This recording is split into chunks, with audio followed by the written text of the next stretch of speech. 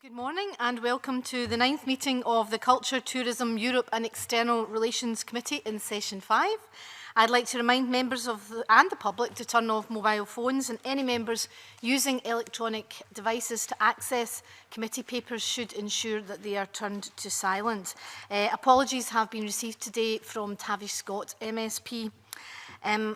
Our first item of business today is a decision on taking agenda item 3 in private. That's consideration of evidence heard today. Are members content with that? Yes. Our second item of business today is an evidence session on Screen Sector Leadership Report, and I'd like to welcome our witnesses to the meeting. John McCormack, Chair of the Screen Sector Leadership Group, Ken Hay, Chief Executive Officer for the Centre of the Moving Image, and Jane Muirhead, Managing Director of Raise the Roof. Welcome and thank you for joining us this morning. Mr McCormack, would you like to make a brief opening statement? Yes, thank you. Thank you, Convener. We appreciate this opportunity to discuss our report with you, and thank you for sparing the time to do that. Our report outlines what the screen sector believes needs to be done to meet their concerns. The concern that Scotland has fallen behind other parts of the UK, that the fragmentation and overlapping responsibilities mean that there is no overall integrated, coherent strategy and therefore no leadership or accountability for the investment in the sector. To address that, we strongly support the proposed screen unit with an expanded remit with additional responsibility for business development support needed by the small companies who operate in the screen industry but do not meet the criteria set by Scottish Enterprise. And they require additional resources, as we outline in the report.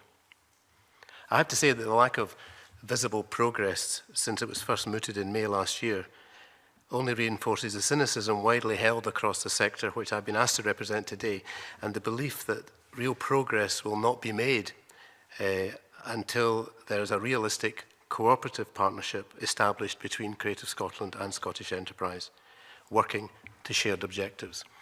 There seems a reluctance to learn from the successful model in Northern Ireland, where Northern Ireland Screen and Invest Northern Ireland work closely together.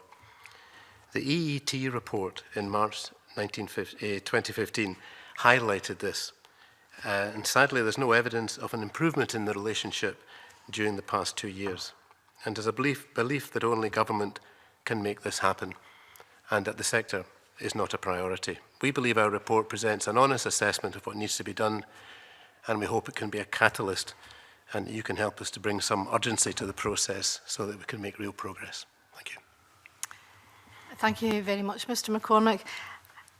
I guess I'm quite struck by the pessimistic tone of your opening comments.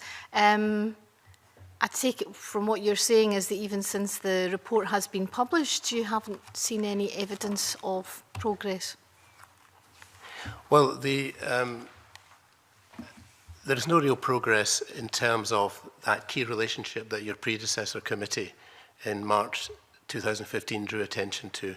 We can't, now there may be things happening behind the scenes that we're totally unaware of, but by the time we put in our report and submitted it in January this year, there was no sign of the kind of understanding that would bring that kind of integrated relationship and shared objectives that we think is necessary. That's why the establishment of the screen unit is such a priority, and that is a very positive proposal that came from the government. We received a presentation on it in October last year, and gave it full-hearted support, and we hope that will come to fruition. But for it to succeed, it needs to have a real cooperation between the screen unit and Scottish Enterprise, with Scottish Enterprise giving it the full support, because it does mean that business development responsibility for the small companies that work in the screen industry and across the screen industry would pass to the Creative Scotland and the screen unit. And that's crucial to help those companies that fall below the radar as far as Scottish Enterprise is concerned, who are main concern, of course, is high growth companies. So that's optimistic. There's a lot of other things that have been optimistic, as you were discussing at your last meeting in terms of the increased investment in the BBC. But the passage of time, my colleagues around the table said it doesn't seem there's any urgency behind it, and we are drifting behind other parts of the UK who are making further advances, attracting greater investment internationally than we are at the moment. And that's a pity because the strengths are there across the sector, but it's fragmented, and we need to bring that coherence, accountability and leadership. And we think the Screen Unit within Creative Scotland would bring that leadership, and we strongly, strongly support it. And the Screen Units, have you been given any indication as to where that is in terms of how soon it will be delivered? No, we don't. We know that discussions are continuing between Creative Scotland and representatives of the government. Where do you see the blockage to progress lying? I'm not in a position to judge that, honestly. And I'm not saying there is a blockage in the process. It's simply that we were very excited about the process of the Screen Unit when it was presented to us in September, October, and we had discussions about it and gave it our full-hearted support, and kind of hoped we would have seen some tangible progress by the coming financial year, because it will demand increased investment. And I think my colleagues around the leadership group table, who, knowing we were coming here today, asked me to express their kind of disappointment that nothing has come out towards the end of this current financial year, which would give them the optimism. I'm a cup half full empty, really, rather than a cup half empty process. But you come to the end of the financial year and no investment has been announced to get it off the ground because there's a set-up period and recruitment necessary and all of that, then they're beginning to wonder if it's going to be very, very slow progress in achieving it. Yeah. In terms of my own conversations, the mood music that I'm getting is that there has been progress within Creative Scotland, but Scottish Enterprise is the blockage. I don't know if that's what you're hearing as well. I've heard that as well. Yeah. That's been put to us. I'll hand over to my colleague Lewis MacDonald, who was also part of the EET committee inquiry, as was I, a couple of years ago. Good morning, and you mentioned the issues that we raised in that committee's report on the importance of joined-up leadership. That was partly about having a dedicated approach to the screen industries, but it was also recognising that no matter even with the creation of a Screen Unit, there will still require to be coordination and joined-up approach between Creative Scotland and Scottish Enterprise. In the course of your inquiry and in the feedback you've had since, do you have any indications that that wider point has been taken on board? We certainly had some feedback of Scottish Enterprise being more proactive than perhaps it's been in the recent past. I wonder if that's something that's reflected in your own dealings with government agencies. Well, there have been some working groups over the winter looking at some smaller projects, setting up a shared services centre, which requires cooperation between Creative Scotland and Scottish Enterprise, and setting up some other kind of share on the edge of the sector. But I'm not aware of anything fundamental that's been progress in terms of your independent sector. No, I'm not aware of any large initiatives. It's business as usual with Scottish Enterprise, which continues to be quite confusing, to be honest, for businesses. We do know that there's a range of services that are available, but it doesn't seem that they're any easier to access. Issues that came up during that inquiry was uncertainty about where the lead lay within government, which minister had the lead in these matters. Is there a sense of certainty around that now? Can you say, from the point of view of your members, or colleagues rather, yes, this is the minister and this is what the responsibilities are? Well, I think that's beyond our remit, really, but we believe in the leadership of Creative Scotland, and under the culture, the Cabinet Secretary with responsibility for culture should be the lead minister on this. But we realise it cuts across infrastructure, economy, finance, to get things to happen.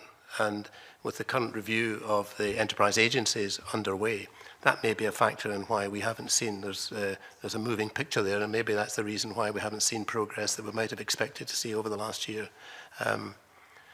But we would expect to see the leadership from Creative Scotland and from the Culture Secretary.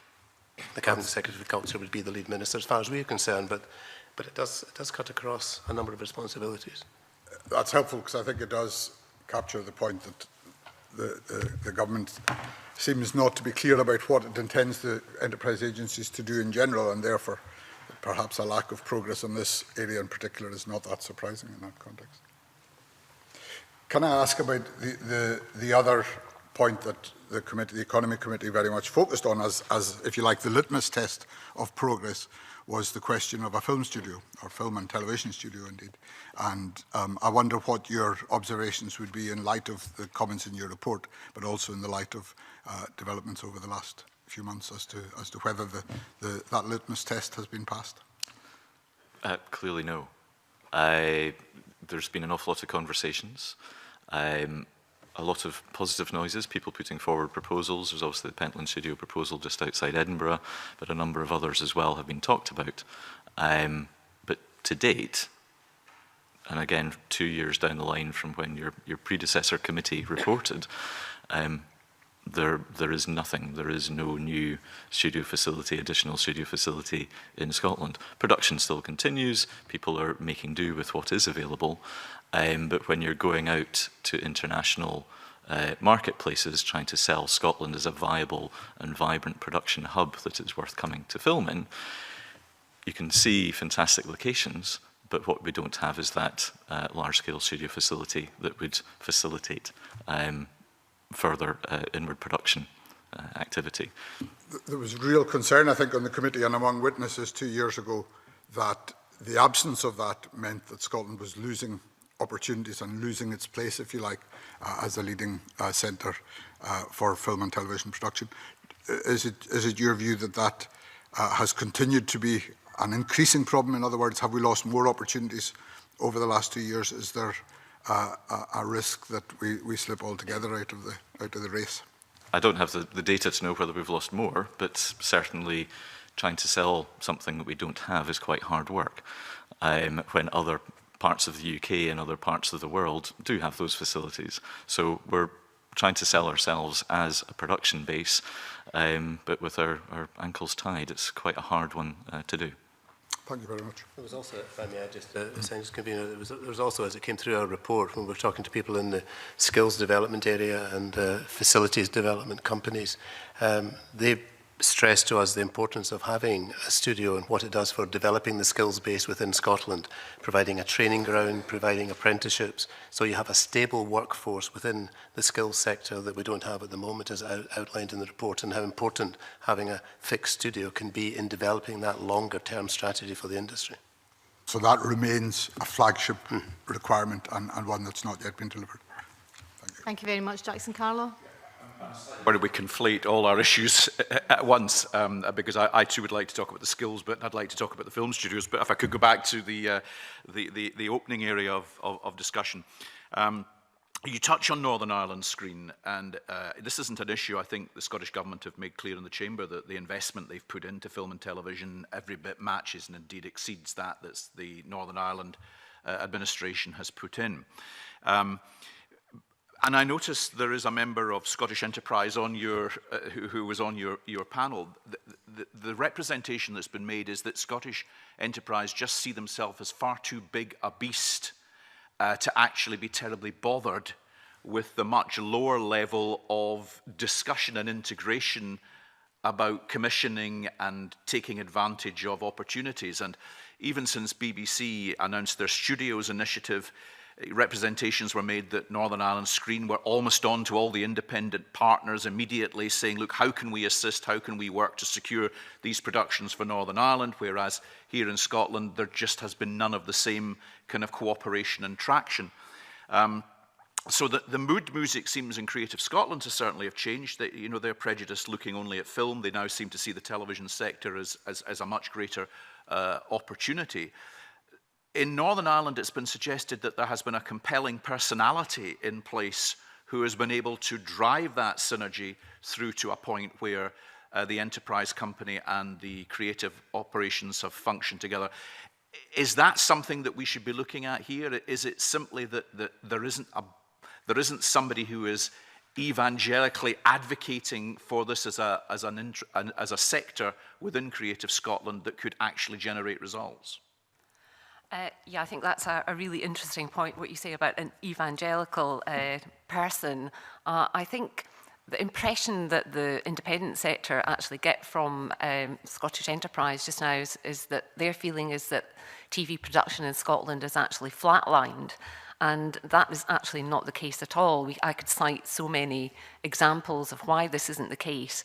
But the other thing is that we should be really mindful of is that, again, we are sitting on the edge of massive opportunity as well.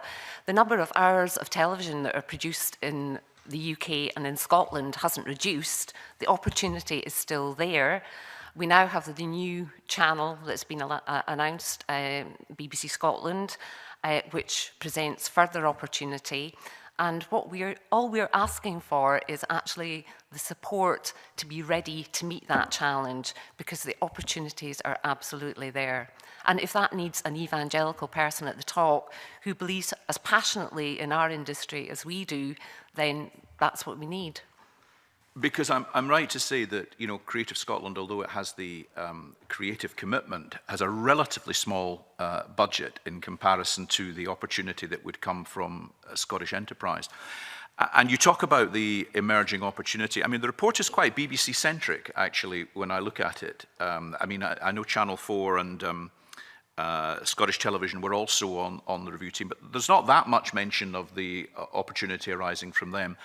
But it strikes me also that the really creative emerging opportunity is international digital television production, which we're now seeing on Netflix and Amazon Prime and other internationally established channels, and where the BBC, I think, themselves see an opportunity to have a platform too. I mean, there are quite a few of the programmes on those two digital channels that are produced by the BBC. I noticed that we haven't seen here on landline TV.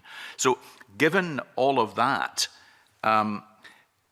is Scottish Enterprise just kind of oblivious to it? Because what seems to me to be the case is that the budgets underpinning some of that production are of international film production levels. They're not what you might have regarded historically as the budgets you would see for television drama. They are really, £1 million an episode type things, which really do create a huge opportunity, and there seems to be a real demand for it to be cited in Scotland. I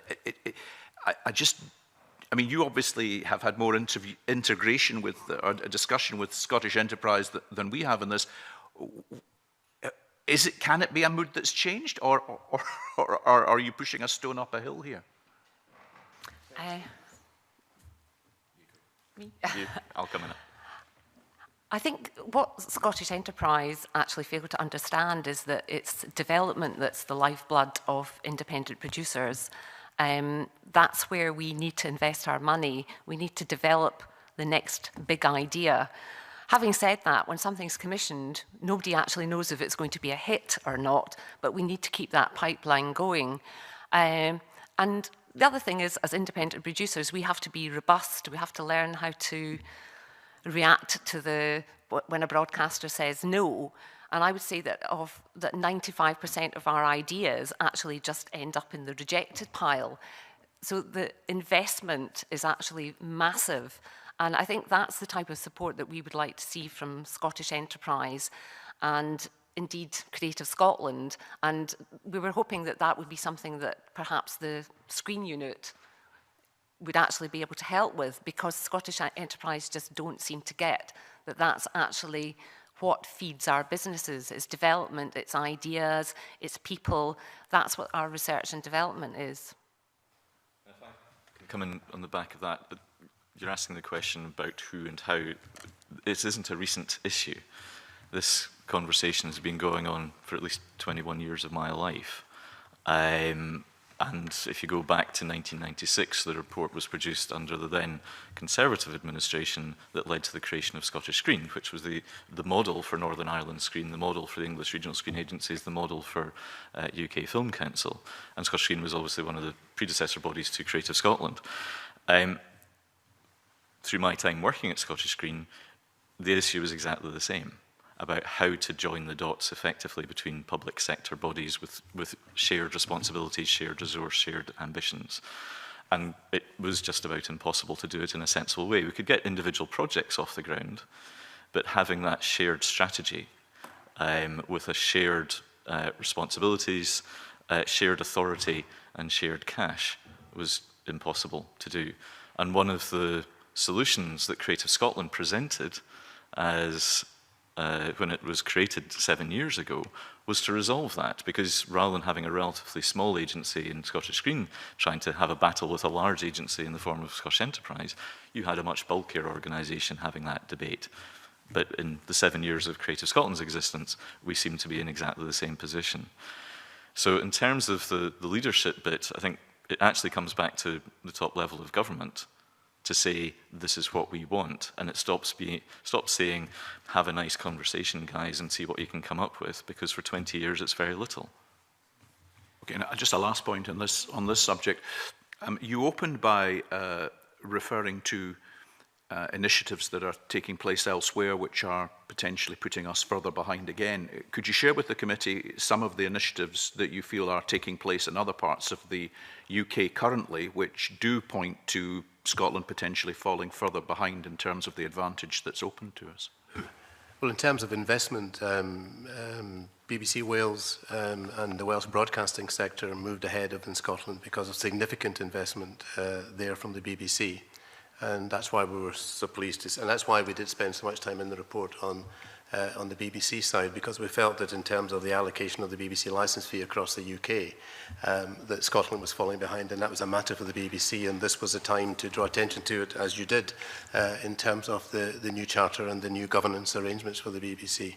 So that's one area, and that's one area where we strongly support the licence fee revenue raised in Scotland being spent in Scotland. And we noticed that was discussed at your last meeting with the Director General of the BBC, and I was kind of disappointed about the one or two of his comments afterwards in interviews where he talked about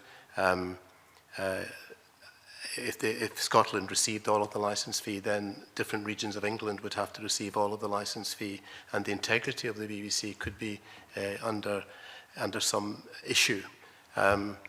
We see it rather differently in terms of underpinning the BBC, and the Audience Council for Scotland of the BBC more or less said the same thing in their last annual report, that instead of sending, once there's a 140 million deficit, a very welcome 40 million is coming over the next year or two. We say in the report that over the next 5 years, that remaining 100 millions could be brought into the sector over a 5-year period and built up and developed to give us that sustainable growth that we've lacked in the past. And we believe that that strengthens the BBC rather than weakens it, because in a devolved UK, I think the BBC has got to have a very good case if they say that some of that £100 million has got to go to support the broadcasting industry in the overheated southeast of England. The currency is programming. And we know from research that across the UK that there is strong support for high-cost drama productions coming from around the UK. And so the currency is programmes, and that's what would underpin the integrity of the BBC. More programming is coming from Scotland, Wales, and Northern Ireland. Wales has succeeded tremendously well in the last 5 years. There's now an opportunity for the BBC with the increased investment that you heard about last time to build on that. But we believe that the integrity of the BBC and the strengthening of the BBC will come from that increased portrayal, so that the UK-ness of the BBC is demonstrated on its major network channels. And the other side, of course, is Northern Ireland, where the relationship between Invest Northern Ireland and Northern Ireland Screen is free-flowing, cooperative, and where funding passes from Invest Northern Ireland into Northern Ireland Screen and they meet their shared objectives. They work very much in partnership, and that's what we'd like to see here. Okay, thank you. Richard Lockhead. I've got two questions, but one sort of relates to infrastructure. I'm not sure if we're discussing that just now. In terms of the big picture in Scotland at the moment, can you just help us paint a picture in terms of the challenge of retaining talent in Scotland at the moment? Is it the case that many people who want to work in the film and TV sectors feel they have to move to London or elsewhere, or are people able to live and work in Scotland but still work on UK productions or whatever? Yeah, I think it is an ongoing issue. I think we've made progress in certain genres. One genre in particular is features and factual programming. There was actually a programme that was commissioned by Channel 4 nearly 20 years ago in Scotland called Location, Location, Location. And actually on the back of that programme, There have been companies that have been spawned. There has been a whole generation of people that now live and work in Scotland and work on that type of programming.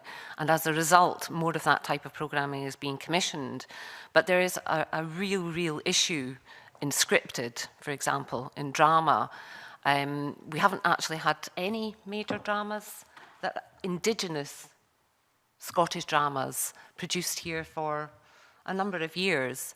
We can talk about things like Shetland, for example, which is fantastic and is great for the area itself and uses local crew, but it's not actually an Indigenous production. It comes from ITV Studios, which is a great thing, and we welcome that.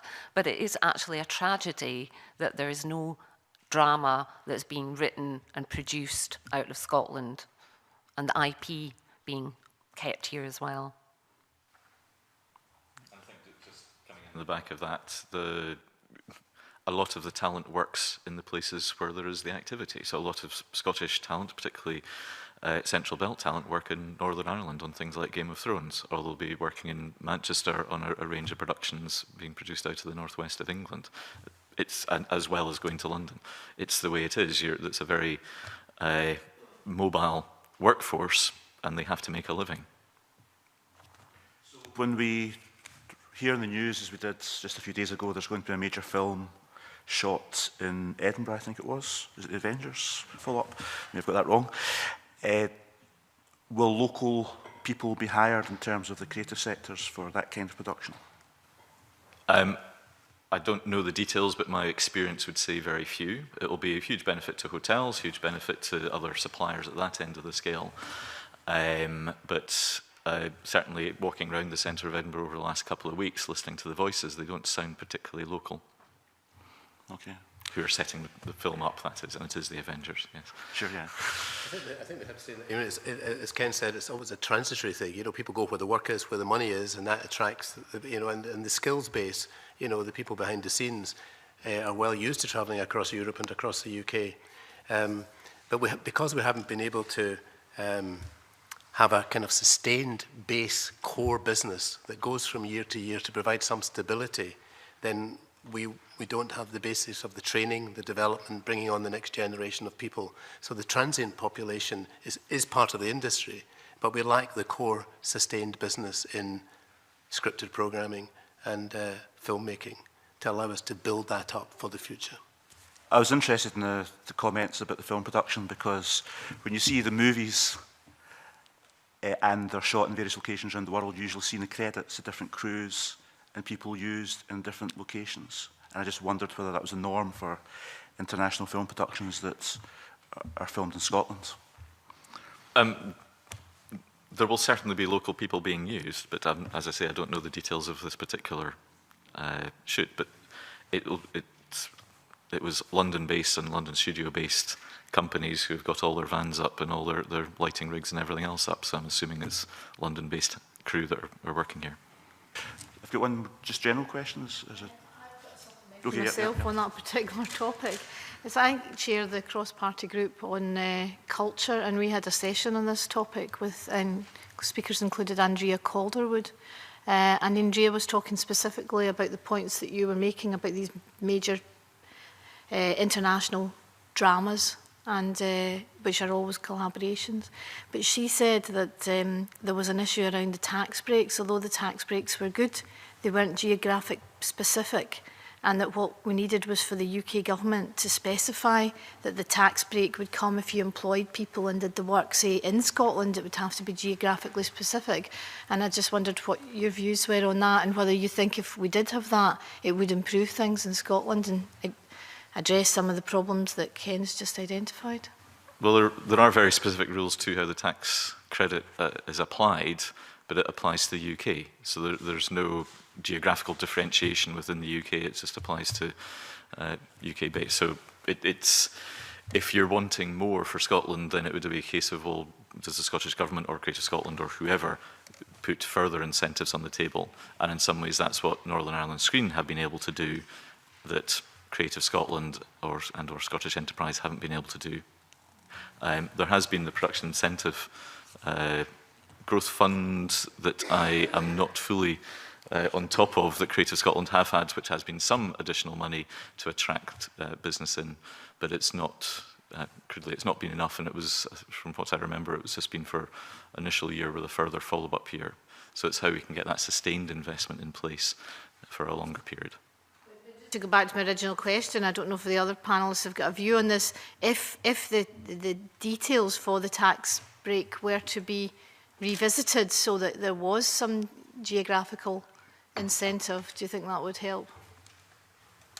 I think it would be helpful, but sometimes there are unintended consequences you can't see in terms of whether that might be a disincentive to some people to come and work in the country. But I think it's certainly worth examination, it's certainly worth looking at.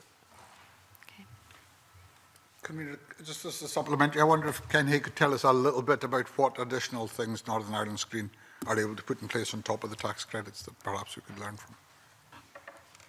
I think rather than, I suppose the starting point's actually at the top rather than at the bottom, which is they're tasked with developing the sector.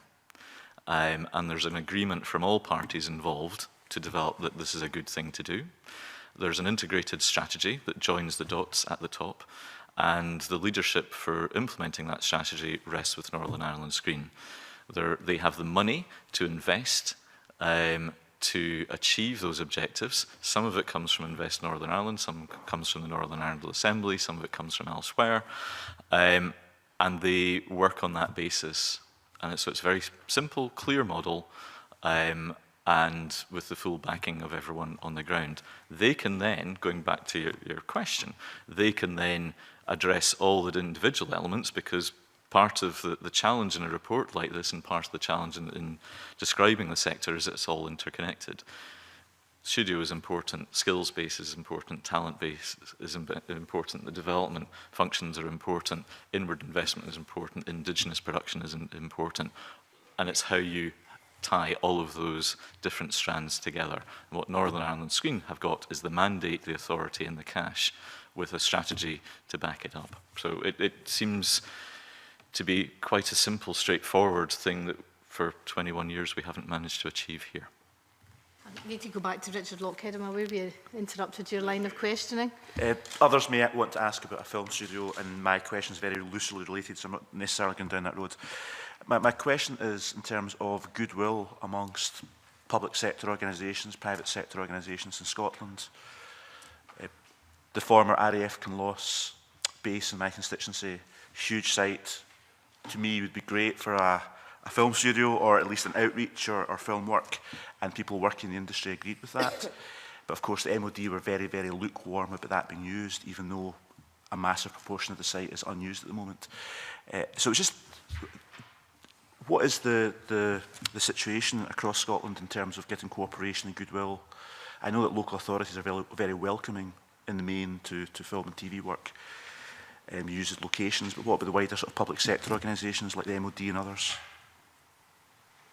I have no experience of the MOD or government departments in that sector. There's a lot of entrepreneurial work goes on where people, when they have locations that are available or warehouses that come empty, are very quick to make it available to the local authority and to the local screen agencies around the country to make sure it's available. I mean, I remember about 25 years ago going into the disused WD&HO Wills cigarette factory in Denniston to see the BBC set up for a drama series.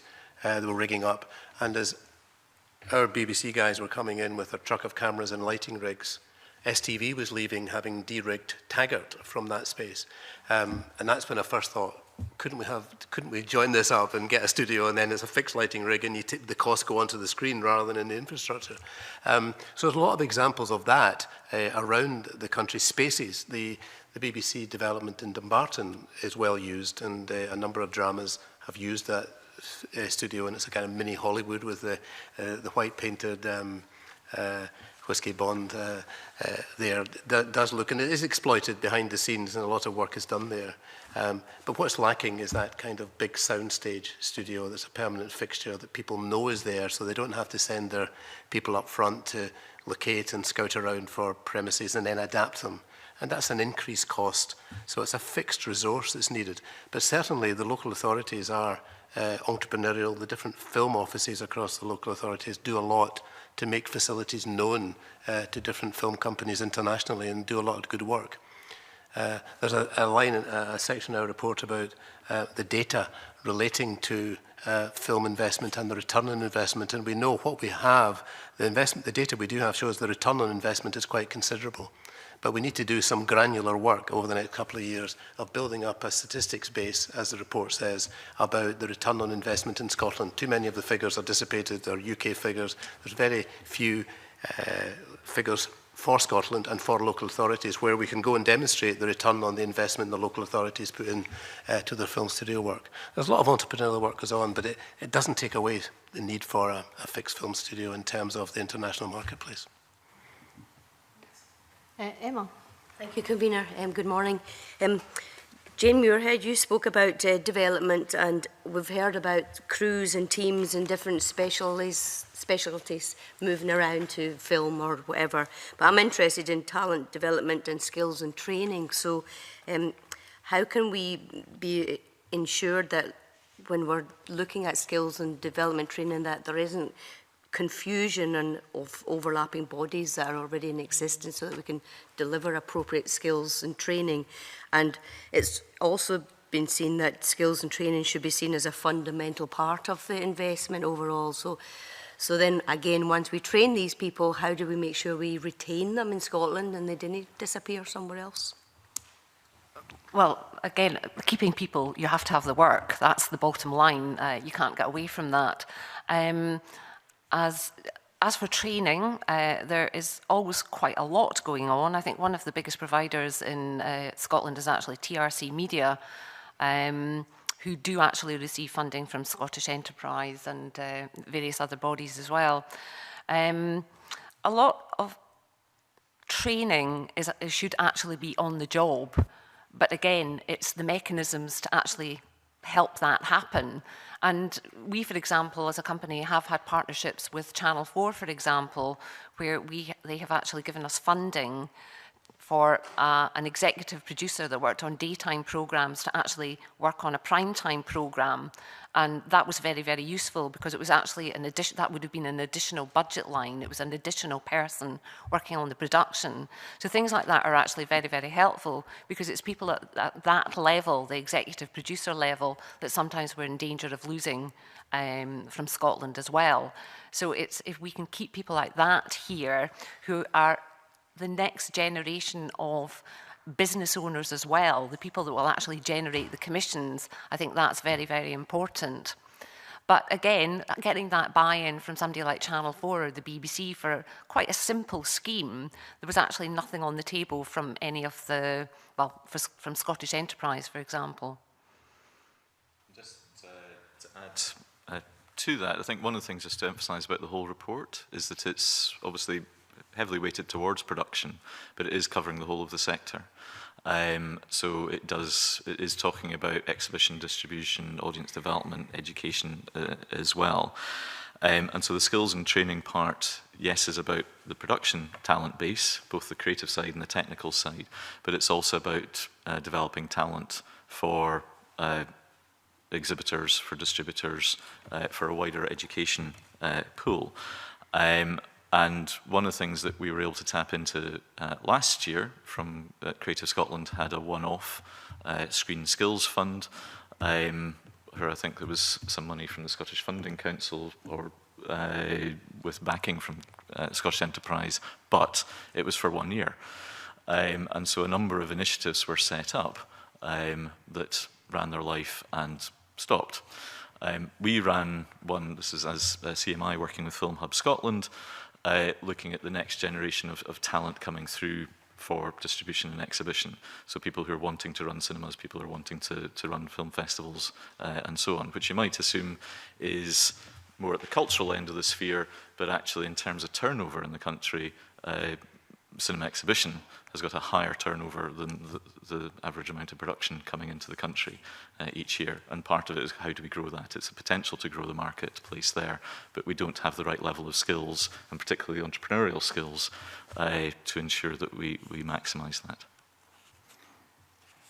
Can I add a word, Convener, that as we say in the report, we again would like to see the screen unit have an expanded remit, which would include the leadership role for coordinating the skills development for this sector, for the screen sector. And as we say in the report, that we'd like them to be convening, we recognise that skills must be provided by a range of bodies across Scotland. Some of the skills are specific to the culture sector, to the screen sector. Some are general to other sectors. So it does take coordination and puts a pressure on the bodies to work together.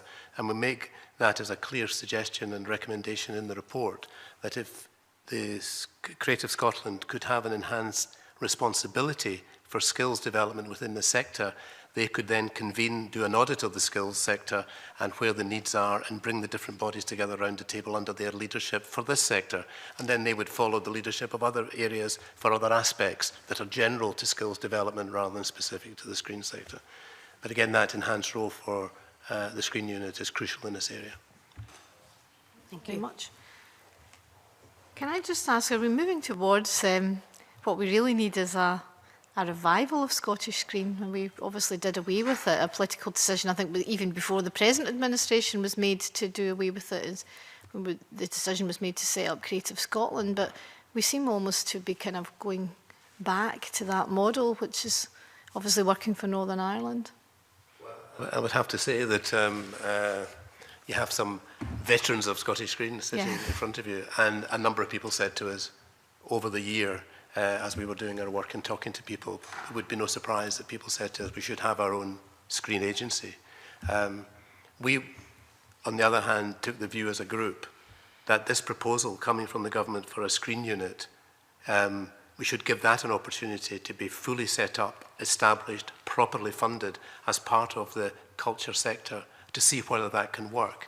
If it then has to move on at a later stage, but the idea of changing course at this time, we would rather see the screen unit set up, strengthened and enhanced within the cultural body Creative Scotland, and then see what happens. Yeah, and I suppose it could be, if the decision was made in the future to set up a screen agency, that could be the basis of it, I suppose. Yes, yeah. And that would have a lot of support across the sector, there's no doubt about it. Yeah, I've got a supplementary on that topic from Jackson Carlaw, is that? No, it's separate again. Oh, it's separate. Well, I'll probably maybe come back to you, if that's all right. Rachel Hamilton. Wanted to expand on Emma Harper's question about skills and development. And on the government website, it says that the Scottish Government provide £1 million to deliver skills and development training for the Scottish screen industry. You talked a lot about overlapping. What is it that the Scottish Government currently don't provide with that level of funding that you are looking for over and above that amount of money, or does that include a lot of the overlapping that you see as perhaps unnecessary? If I can come in, I think going back to the beginning and John's opening statement, and one of the things underpinning the report is there are lots of bits of money, there are lots of very good initiatives, lots of good projects, but they're not joined up. And what would be, what we think would make most sense is to have an integrated screen strategy for the whole of Scotland. So Creative Scotland, for example, have their own screen strategy, but it's for Creative Scotland and the people they work with. It's not embracing the whole of the sector. And it's how can we ensure that both the public sector and public service broadcasters and the broader industry are all properly reflected in that strategy, properly understood, and the dots can be joined. And it's then a case of going, right, how do we deliver it? At the moment, we're doing it sort of bottom up, but it's a bit of a mess. It's that coherence. It's the coherence. There are a number of bodies. Things fall through the gap between them. Things are overlooked. The specialist needs of the sector are overlooked because Creative Scotland does not have a lead role. It does skills development almost by stealth, but it doesn't have the lead role and be able then to commission proper skills development work. So it's too bitty, as Ken says. Needs to be joined up. And what people are looking for is quite simple, really. It's not earth-shattering at all, and it runs through the report as a one-stop shop. And in the first month of doing this work, a senior figure in the industry who wanted to remain anonymous said, if you had a few £1,000s to spend, the first lot of money you would get, the best investment would be to provide a person and say, I'll be your screen guide to help you through the myriad of things you need to know. I'll be your route map, I'll be your sat-nav. Pay someone £100,000, get it off the ground so people can phone, contact, email that person because they can't do it on their own. We work in the industry and we find it very difficult, and we keep bumping into saying, well, that's not my job, or it's not my level, or it's beneath it, it's too small scale for me because you're a small company. And we get sent from pillar to post. One-stop shop, give us a key guide, give us an evangelist, as said earlier, and that person could help us through the myriad. And at other places, they don't need that. And that one-stop shop could be the screen unit, enhanced and emboldened and funded to provide that set. I can understand how your recommendations are looking for that clarity, which then leads me on to make the observation that I'm very surprised that the Scottish Government and other bodies haven't responded to your recommendations. Did you put a time frame on asking for a response? No, we saw this as a report to this committee. I appreciate this session this morning.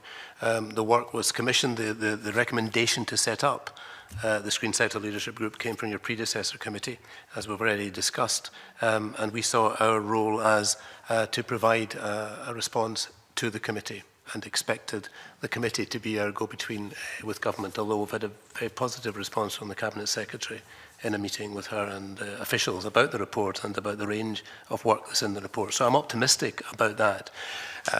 My pessimism, the convener drew attention to at the beginning, was because around the sector, people have said to me, well, we'll hear you're at the committee tomorrow, but we haven't heard anything about the screen unit, we haven't heard anything about this, and we're really worried because the financial year is about to start and nothing's come out. I was expressing their concern about that and hoping that perhaps this meeting and your work and your attention to these will put the energy behind it needs, because we know, as this committee has many competing priorities for its time, government has many competing priorities for its time, but this has been lying there for some time, and after a year's work, we would hope that the detail of the report could be put into the hands of well, the government to do the macro work of knocking the heads together that needs to be, frankly, need to be knocked together, and the enhanced screen unit within Creative Scotland to get on with the detailed of commissioning of the different strategies for the different sectors as we outlined. And that would give us optimism for the future. Thank you. Thank you. Stuart McMillan. Thank you, the convener. Good morning, panel. I've heard a lot this morning in terms of the obviously likes of leadership and direction, and the issue of skills was touched upon. But certainly in Scotland over the years, I mean, there has been a wide range and a large number of award-winning directors, actors, and others involved in the sector. And I can think of a BAFTA award-winning director living in my own constituency. And we've actually had this discussion on quite a number of occasions, in terms of certainly what his thinking is in terms of the way ahead. And it's not always been about actually having one big unit. Somewhere it's been about ensuring that there is, I think as you touched upon earlier on, Mr McCormick, in terms of ensuring there is that throughput of commissioning and that throughput of activity taking place. But notwithstanding that, in terms of when you talk to people and with the report that you published, have you ever found an attitudinal issue regarding what does take place in Scotland, and but also in terms of the skills that Scotland actually currently has within the sector?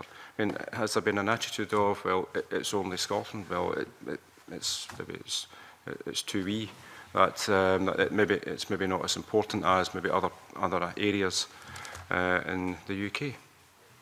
Well, for my own broadcast, I'll ask Jane and Ken to comment from the different perspectives and different involvement. My own experience in broadcasting, people like working in Scotland.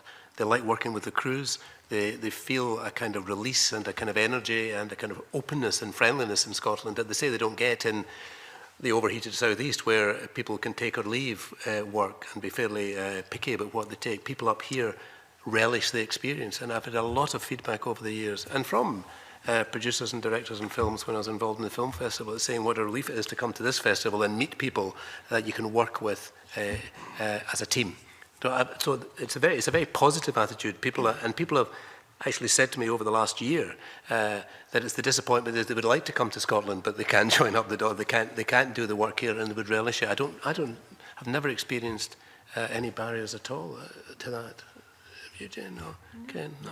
No, not at all. Are you talking in terms of commissioning? Well, commissioning, but also maybe just the consideration of, well, there might not be as much talent, creative talent in Scotland. So, well, those two perspectives. Again, it's that catch-22. The more work that we have here, the more experienced workforce we have, therefore we get more commissions. I don't really see it as being a massive issue, to be honest. And again, I think the BBC, for example, are making some inroads, again, within some genres in Scotland by having people embedded here, like Joe Street, who works across daytime and entertainment, who works with producers in Scotland on really quite a granular level to develop ideas and take them to the network, and she champions them.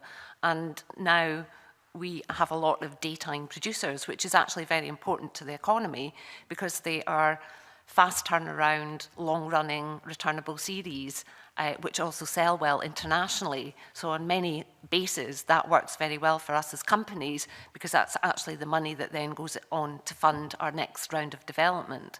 So there are some inroads being made. Could I add something to that, Convener? In terms of, you mentioned Andrea Calderwood earlier on. When she was head of drama in BBC Scotland, she led a golden age of development of well, I forbore to say that. But the reason it works so much, and it goes back to Mr. McMillan's point, in terms of the reason it works so well is, and I noticed that when I was reading your evidence from the last meeting, you talked about the commissioning role, and that commissioner for drama in Scotland is a crucial role, helps the development of scripted work, can develop the skills that are then needed within the film industry, and they can work across both media. But it worked because she had a drama commissioner in London, the head of drama in London, and they worked in partnership. It's a bit like we're saying about Northern Ireland Screen and Invest Northern Ireland. They worked together to develop programmes in Scotland. There was no resistance to developing programmes in Scotland. And it's a people business, isn't it, like many businesses, and that relationship was crucial to building it.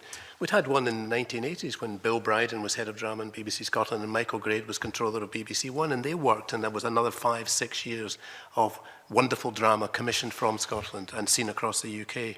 So those roles are crucially important in terms of the Joe Street role in the factual and the features area, working with people on the ground to develop, helping them to develop their programmes.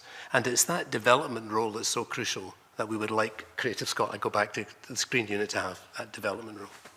Jackson Carlos anxious to come in, so I'll bring him back in now. Yeah. Can I come back to the issue of studio capacity? And actually with reference to the Avengers movie, I suppose, because it is apparently the largest ever budget that's ever been spent on movie production in Scotland. It's Scottish and UK stars speaking with American accents and a film being filmed on location in Edinburgh, but all the studio and post-production work being done in the United States, in Atlanta, because there is no studio or post-production capacity here in Scotland. And my understanding is this is what the whole Pentland Studios project is about: 6 sound, 1 water, stage and academy, which brings in all the permanent skill sets. The opportunity really, you mentioned the Dumbarton Studios, but we know there's been expansion in Cumbernauld too, which is nearly all committed to the digital television series Outlander for the foreseeable future. It seems to me from the representations from industry figures that the whole Pentlands project, which is kind of mired in planning hell at the moment. We've now got the reporter having made the recommendation to the government. We're waiting for the government to give a decision. This is years of after the thing commenced. But I guess I want to know, it seems to me it's becoming something of a symbolic totem pole for the industry in terms of whether or not we are going to see the energy put into a facility which will give Scotland the opportunity to compete for many of these productions. And I wonder, is there a lot of industry expectation resting on this? Is there another proposal in the works anywhere that would match or meet any of the objectives of this facility?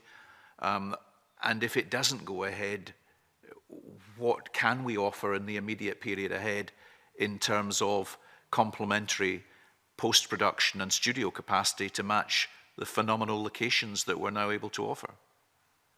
Well, if I start off on that, I mean, across the Screen Sector Leadership Group, there was strong support for that fixed studio facility, and frustration that it's taking so long. They understand the planning process has got to be adhered to.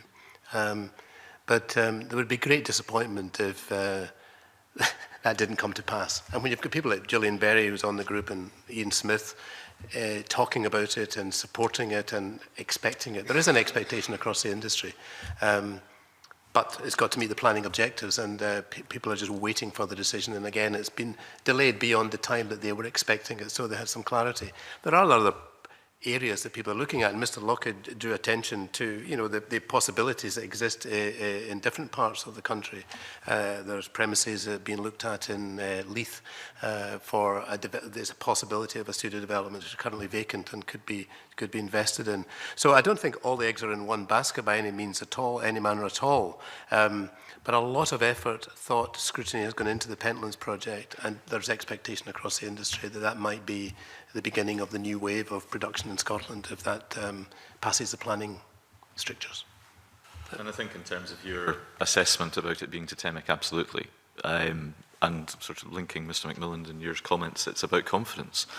And what there has been an issue about is a lot of negativity about the state of the industry itself going, there's huge opportunities there if we could just get our acts together.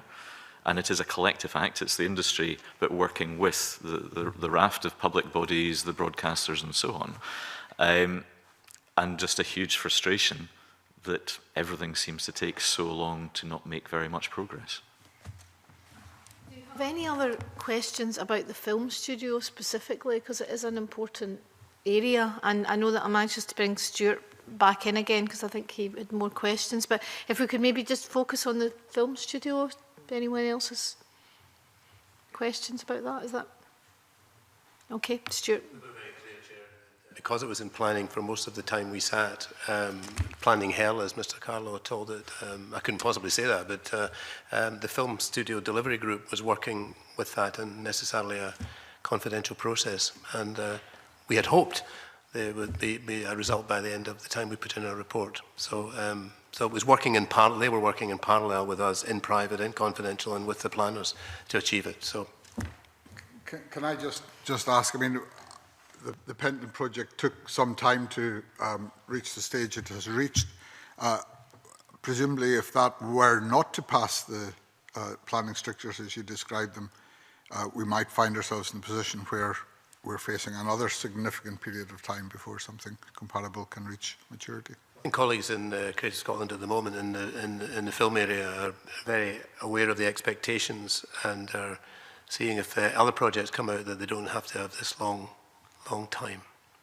I think to development. Say on its own, it won't necessarily solve everything anyway. So it's how far it's the beginning rather than just a one-off and the end.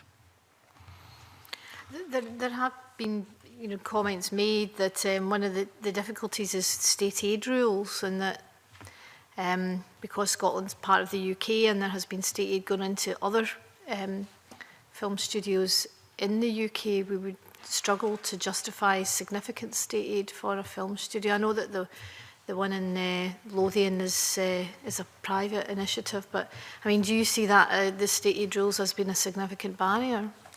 I'm advised that they are, but I'm not a specialist in that area. I couldn't add any valuable comment to the committee about that, but we know that's one of the barriers that have got to be overcome and dealt with.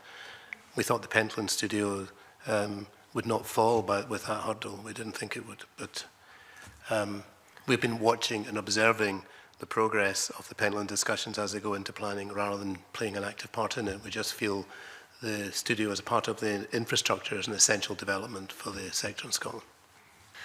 Stuart, oh sorry, on the studio, yeah. Well, just to pick up on that theme, does that not mean that given that MOD buildings are already publicly owned and there's a number of empty or going to be empty sites around Scotland, that therefore they would be exempt from state aid rules? I'm glad you made that point. No. No, my colleagues at Creative Scotland will be aware of that. I think there are also empty aircraft hangars in Dumfries and Galloway that have it in with a good shout as well, to be Stuart McMillan. Okay, thank you. Well, I'm going to take you to Greenock now. It's obviously in recent years, the programme at Waterloo Road was part of the lifting and shifting. And it certainly was very successful in terms of the local economy and employment opportunities. But once again, going back to some of your earlier comments, and if we are to have a major unit within Scotland, whether it's Pentland or whether it's something else, do you think that would actually aid or actually have the opposite effect in terms of programmes being involved in that kind of lifting and shifting from elsewhere to come? Because the reason why I'm posing the question is in terms of if that skill set is now has got that permanent base, would it actually provide that additional flexibility for that type of activity to take place in terms of programmes moving even for a period of time, or do you think it would have the opposite effect? I don't think it's a binary. I don't think it's an either or. I think it's very much a both and. That the lift and shift in some ways was blamed for things not working. Actually, lift and shift was absolutely fine because it created employment opportunities. The problem was we weren't investing in the indigenous production at the same time. And so it's back to John's point about how do we create that critical mass of talent, whether it's the creative talent, the technical talent, all the facilities and so on, that can sustain that activity. And it then means if a further Waterloo Road appears, that can be absorbed within the overall workforce and employment setup. But at the same time, we can happily take on the Avengers or anyone else, not necessarily personally, but... And its big strength would be building up that securing that permanent infrastructure and skills base and skills development base and training base for people that we don't have at the moment because it moves around the country. I mean, I think I've formed the view and reinforced by your committee deliberations about the lift and shift process has been devalued, and I think people within the BBC recognise it, and I'd be very disappointed to see that resurrected in any major way. And certainly I'm in favour of, and I've said when I was in the BBC and since then, I've said it's better not to meet your criteria by doing that. There's no shame if you have a quota of 9 or 8% and you can't meet it one year. It's a creative business, it ebbs and flows. You should be allowed not to make it, but don't dress up something as an indigenous production when it isn't. And I think that's argument's been accepted and heard across the BBC. I was very interested yesterday, convener, to see that Ofcom have published regulations relating to the development of the sector in Scotland. I have to read the small print yet, but it's very clear they're going to, as we recommended in the report, I don't think it's cause and effect necessarily, but we hope for clear criteria relating to investment in the nations. And they're established a new set of criteria for investment in the nations, which the report I read said should lead to an increased investment in Scotland. I should say it's a consultation, and therefore both committee and the Screen Sector Leadership Group and individual companies need to respond to that consultation over the coming weeks to say they think it's a good idea. Please. That's useful, thanks very much. Just on that particular point, and to go back to what you said earlier about the relationship between the Drama Commissioner in Scotland and London, I mean, you listened to the Director General's evidence to the committee, and we did push him on that particular point. How confident are you that the new Drama Commissioner in Scotland will deliver on the expectations of original material coming from here and will have a good relationship with London? Because I think one of the things that came out in that evidence session is that, you know, a lot of the commissioning still rests in London. Yes, it's something we were talking about before we came in here this morning, about the too much commissioning is within the hands of a few people based in London. And so I, as an outsider, I can't comment on it. I mean, it's down to the relationships. It will depend on the person who's appointed in Scotland and the relationship with the persons in London. But I know there is frustration within the sector. We heard it around our table about too few people at the centre in London sign off too many major projects. We ask in our report, we recommend that the BBC should devolve commissioning. In a devolved United Kingdom, there should be a measure of devolved, scripted commissioning, as there is in features in Glasgow at the moment. And we're yet to see that. I would hope the appointment of a new Commissioner for Drama in Scotland may lead to that, but I'm not too optimistic. But it comes down to relationships and individuals, and I would hope that this work and this report and all the discussions about the importance of the commissioning process would be heard within the drama commissioning area in the BBC in London. Okay, thanks very much. Are there any other questions on that area? There are some areas of your report that we haven't really touched on, and I think it's important that we give you the opportunity to talk about them. You did mention the issue of data, and that there are gaps in terms of the data. Now, existing regular UK surveys like Ofcom's Communications Markets Report and the PACT Annual Census, they should be reconfigured to extract more useful and consistent data. And these and other UK studies should provide more detailed Scotland-specific data. How should we go about making that happen? Well, I think it's up to us to move that forward, and I hope with your support and interest in that, it's important information in terms of investment, return on investment, as I mentioned earlier. But working with colleagues in Creative Scotland, it's up to us to, I think, move that forward and keep attention on that and try to make sure there's data commission that can really have an impact within Scotland. It's too fragmented at the moment. Yeah. I mean, Jane, you've been sitting in that area for a long time. Absolutely. In actual fact, we're a sector that is heavily surveyed. There tends to be a few times a year where we get about 3 or 4 in our inboxes.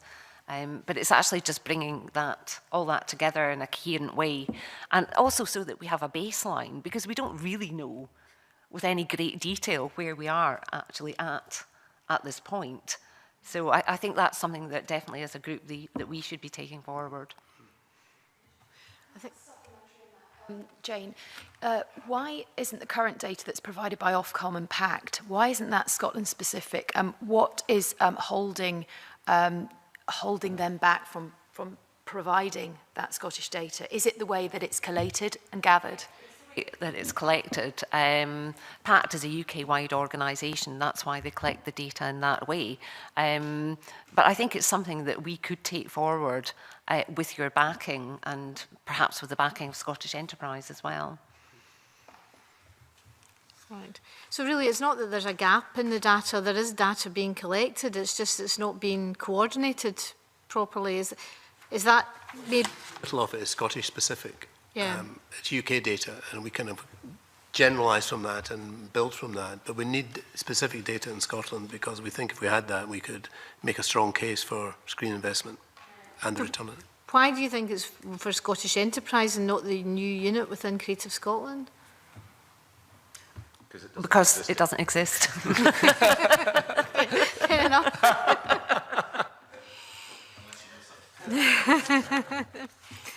The other issue that you talked about, quite an interesting issue, was the Scotland Screen Heritage, and you talked about strengthening the connections between audiences and Scotland's Screen Heritage. Can you perhaps say a little bit more about that and how you think that strengthening of connections can be achieved?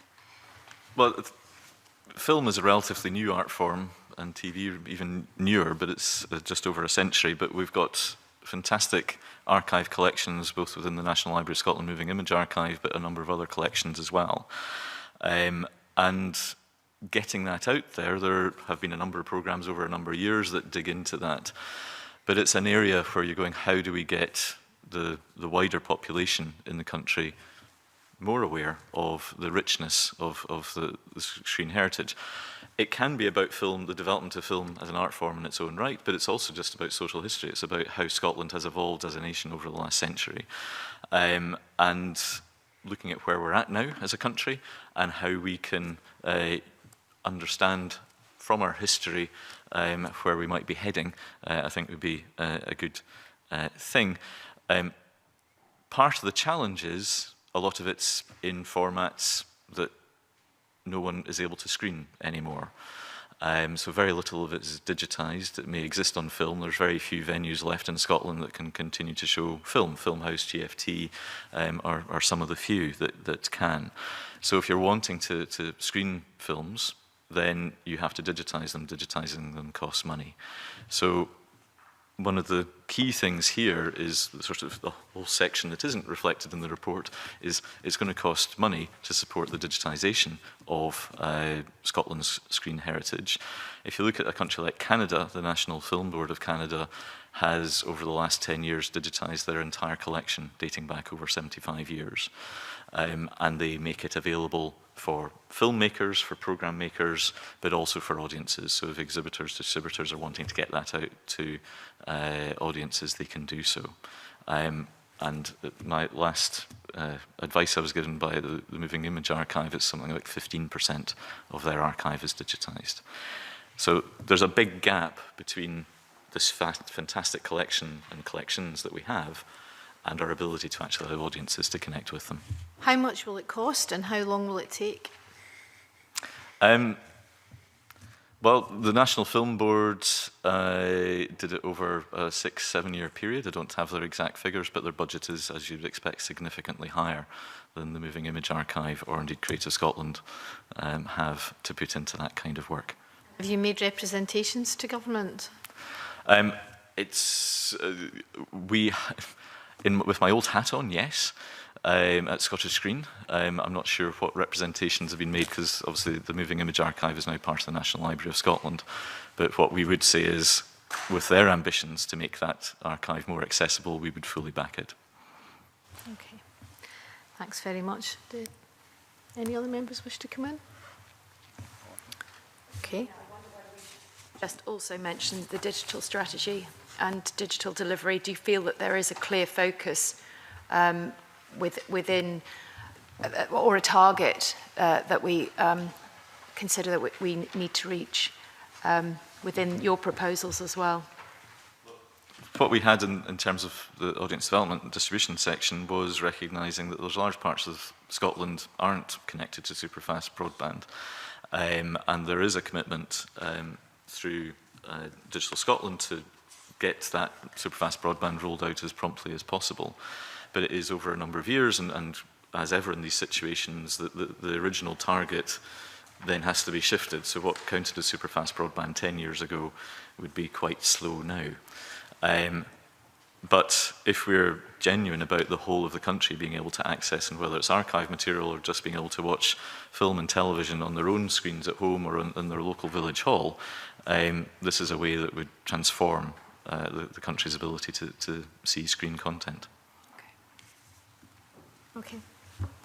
Did you want to come in on that point, Lewis? Well, I think not directly on that point, but I guess at a bit of a tangent, which is sometimes the risk of the conversations we have about providing central facilities and upgrading facilities is a risk of centralising everything and of having, seeing, and you used the term earlier, Ken, talking about the talent that's mobile. A lot of the talent is in the Central Belt, but there's an awful lot of production talent out with the Central Belt in the north and indeed the south of the country. And I wonder how you envisage your recommendations in general impacting on those other centres of production. I'm thinking of Aberdeen particularly, but I can think of Inverness and Stornoway and other places which are existing centres of production talent and production activity, and how you see that going forward. So moving on from the audience aspect, from the production and talent pool aspect, having access to superfast broadband would be transformational. I know a number of people who work in Aberdeen, a number of folk who work north of Inverness, who are plugged into the system, and in effect it doesn't matter where they are in the country because they are connected to the rest of the world. But it's inconsistent how people are able to get that level of access.